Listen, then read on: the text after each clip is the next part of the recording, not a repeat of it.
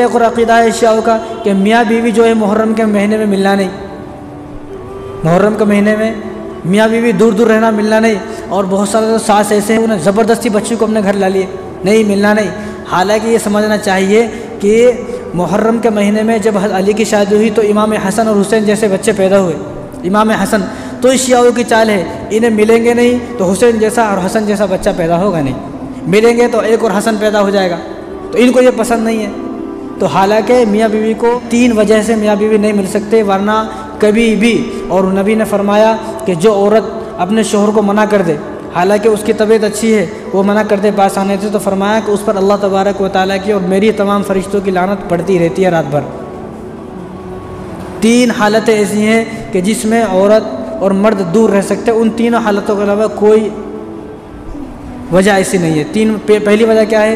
एहराम की हालत में, जब तक हाजी ने या उम्रा करने वाले ने एहराम बांधा है तो मियाँ बीवी अलग रहेंगे। अलग रहने का मतलब ये नहीं है कि दूर दूर, अलग रहने का मतलब है कि उनको जो ख़ास अय्याम जो होते हैं आप समझ रहे हैं, उसमें पास नहीं आना, हम बिस्तरे नहीं करना, सोहबत नहीं करना, बाकी हाथ पकड़ के तवाफ़ कराना है बीवी को। अब बीवी कैसे रहती हज करने का, तो पहले ही अनपढ़ है उन्हें बेचारी, उसको गए तो उसका मालूम। तो हुक्म यह है कि बीवी का हाथ पकड़ कर तवाफ़ कराए आदमी। तो पहली वजह एहराम, दूसरी वजह रोज़ा, चाहे वो रोज़ा नफिल है चाहे फ़र्ज़ है, तो रोज़े की हालत में मियाँ बीवी अलग रहेंगे। तीसरी वजह जब मियाँ बीवी को अलग रहना है वो है जब औरत नापाक होती है, तो नापाकी में भी औरत से अलग रहना है। अगर कोई आदमी नापाकी की हालत में औरत के पास चला गया तो बच्चा लूला, लंगड़ा, काना, अंधा, बहरा होता है।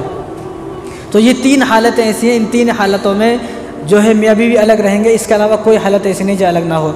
अब जो सास हैं वो अपनी बेटी को ज़बरदस्ती अपने घर को ला रही हैं, तो इसका अगर पीछे से जो शोहर है उसने कोई उल्टा सीधा काम कर दिया, वो ज़िना की तरफ चला गया, तो उसका वबाल भी इस पर पड़ेगा।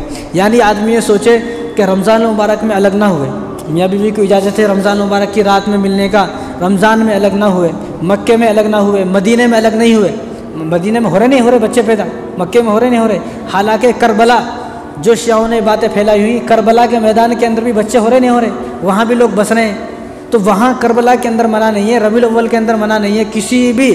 तो जब किसी महीने के अंदर मना नहीं है और किसी दिन के अंदर मना नहीं है, तो मुहर्रम के महीने में कैसा मना हो जाएगा मियाँ बीवी अलग रहना?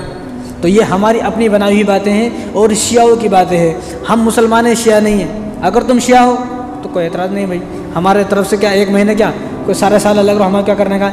लेकिन अगर तुम शिया नहीं हो, सुन्नी हो, फिर हम आपसे पूछेंगे भी और आपको हमारे सवालों का जवाब देना भी पड़ेगा।